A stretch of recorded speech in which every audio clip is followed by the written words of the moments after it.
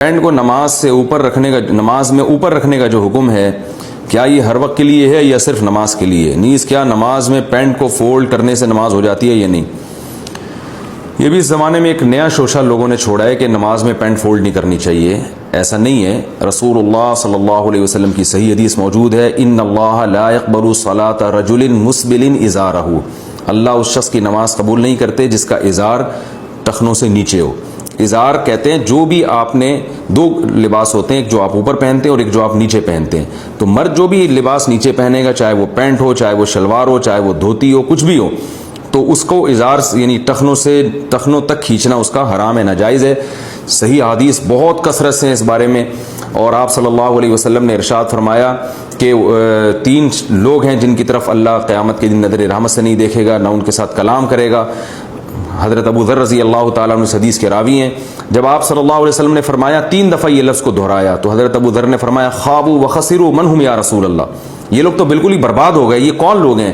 تو آپ نے فرمایا کہ المنان، ایک وہ جو احسان کر کے جتلاتا ہو، اور دوسرا فرمایا والمنفق سلعتہ بالحلف الکاذب، جھوٹی قسم کے ذریعے اپنا مال بیچتا ہو، اور تیسرا آپ نے فرمایا جو اپنے ازار کو ٹخنوں سے نیچے کھینچتا ہو.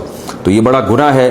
بعض لوگ یہ کہتے ہیں کہ تکبر اگر ہوگا تو اس کو نیچے لٹکانا گناہ ہے، تکبر نہیں ہے تو گناہ نہیں ہے. اور دلیل میں حضرت ابو بکر رضی اللہ تعالیٰ عنہ کی حدیث پیش کی جاتی ہے کہ حضرت ابو بکر رضی اللہ تعالیٰ عنہ نے یہ حدیث سن کے فرمایا رسول اللہ صلی اللہ علیہ وسلم سے کہ میرا ازار تو نیچے چلا جاتا ہے. تو آپ نے فرمایا انک لست ممن جرہ خیلا، تم ان لوگوں میں سے نہیں ہو جو تکبر کی وجہ سے لٹکاتے ہیں. تو بعض حضرات کہتے ہیں دیکھو اگر تکبر کی وجہ سے لٹکایا جائے تو حرام ہے، بغیر تکبر کے حرام نہیں ہے. تو حالانکہ یہی حدیث بتا رہی ہے کہ تکبر کے بغیر لٹکانا بھی حرام ہے، اس لیے کہ حضرت ابو بکر نے یہ نہیں کہا تھا میں جان کر ازار نیچے کرتا ہوں، بلکہ غفلت میں بعض دفعہ میرا ازار نیچے چلا جاتا ہے ٹخنوں سے. تو آپ نے فرمایا کہ تم تکبر کی وجہ سے ایسا نہیں کرتے. کیا مطلب کہ تم سے جو یہ ہو رہا ہے واقعی غفلت میں ہو رہا ہے، جان کر تم تکبر کی وجہ سے ایسا نہیں کر رہے.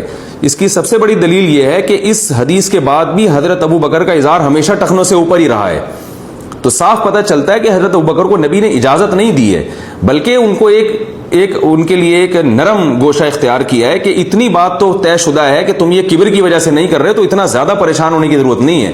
باقی حکم یہی ہے جو دوسرے صحابہ کا حکم ہے کہ آپ بھی اوپر رکھیں جیسے میں اوپر رکھتا ہوں، کیونکہ سب سے زیادہ تواضع تو ہمارے نبی میں تھی. اور صحیح حدیث سے پتہ چلتا ہے کہ نبی صلی اللہ علیہ وسلم کا ازار کبھی بھی ٹخنوں سے نیچے نہیں ہوا. بعض لوگ کہتے ہیں کہ یہ اس زمانے کا کلچر تھا، ہمارے زمانے میں کلچر اس کو قبول نہیں کرتا.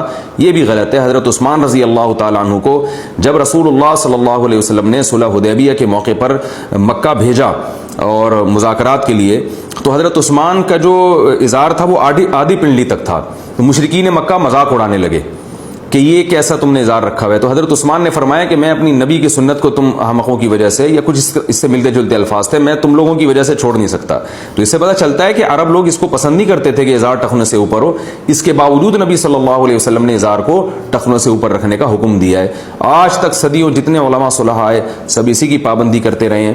تو اس لیے مسلمان مرد کے لیے بہرحال یہ لازم ہے کہ وہ پینٹ ہو یا شلوار ہو یا کوئی بھی ایسا ازار ہو اس کو ٹخنوں سے اوپر رکھے. اور نماز تو بہرحال نہیں ہوگی، یعنی واجب الادا ہوگی، کیونکہ نماز کے بارے میں تو اور زیادہ تاکید ہے.